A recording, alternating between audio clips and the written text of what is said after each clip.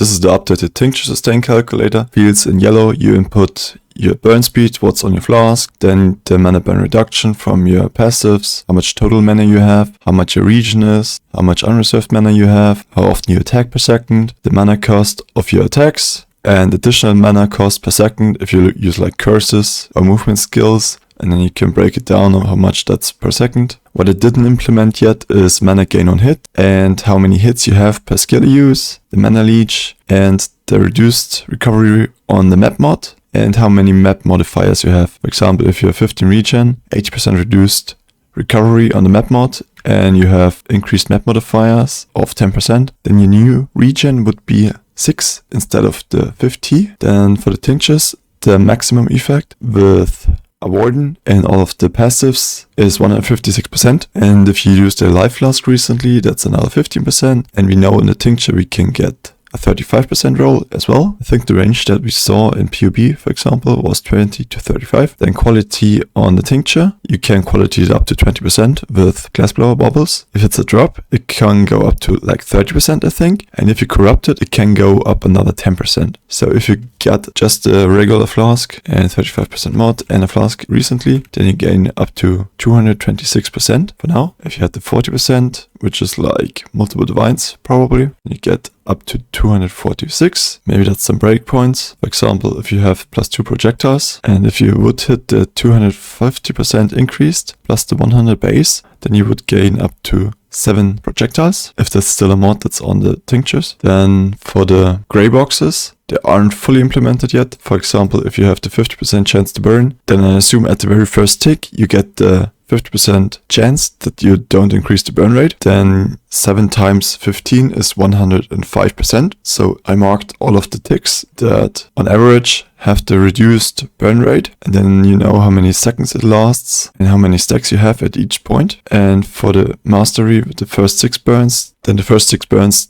cost no mana, and the 7th burn gets treated as if it was only 1 stack. But if you don't have it, in this case it burns 42 mana, and with the mastery it only burns 6 mana at the 7th second. Both of them combined doesn't work properly yet, because this is theoretically also 6 stack still, and they're for free. What it did not implement yet is if you use double tincture, if it has like twice the burn, or if it's a 2% burn rate, or if it stacks twice as fast. Tinctures have 8 seconds cooldown, some have 6 seconds cooldown, and with the passive with 25% reduced cooldown on the tincture, you can gain a 6-second cooldown on the 8-second tincture and a less than 5-second cooldown on a 6-second tincture. Another side note that might be interesting for some people: in most mana stacker builds, if they use a mana flask, they regenerate like 500 mana per second, and if you have a tincture mod for 50% mana on tincture use, then depending on the cooldowns, this is like an 8 second, 6 second, 4 second. If you have an 8-second cooldown, then it would be more efficient to use a